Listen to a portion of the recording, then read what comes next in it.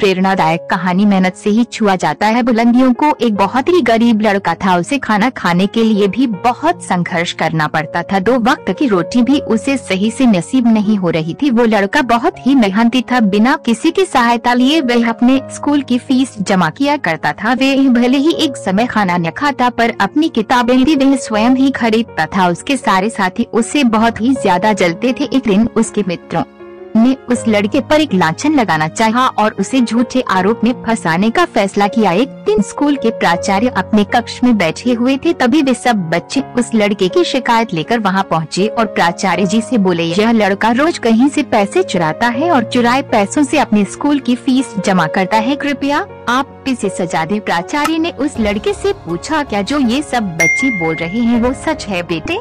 लड़का बोला, डैश प्राचार्य महोदय, मैं बहुत निर्धन परिवार से हूँ, एक गरीब हूँ, लेकिन मैंने आज तक कभी चोरी नहीं की, मैं चोर नहीं हूँ। प्राचार्य ने उस लड़के की बात सुनी और उसे जाने के लिए कहा, लेकिन सारे बच्चों ने प्राचार्य से निवेदन किया है कि इस लड़के के पास इतने पैसे कहाँ से आते हैं, इसका पता लगाने के लिए कृपया जांच की जाए। प्राचार्य ने जब जांच की तो उन्हें पता चला कि वे स्कूल के खाली समय में एक माली के यहाँ सिंचाई का काम करता है और उसी से वे कुछ पैसे कमा लेता है जो उसकी फीस भरने के काम आ जाते हैं। अगले ही दिन प्राचार्य ने उस लड़के को और अन्य सभी बच्चों को अपने कक्ष में बुलाया और उस लड़के की तरफ देखकर उन्होंने उससे प्यार से पूछा, डैश बेटा, तुम इतने निर्धन हो, अपने स्कूल की फीस माफ क्यों नहीं करा लेते? उस निर्धन बालक ने स्वाभिमान से उत्तर दिया, डैश श्रीमान, जब मैं अपनी मेहनत से स्वयं को सहायता पहुँचा सकता हूँ तो मैं अपनी गिनती असमर्थों में क्यों कराऊं?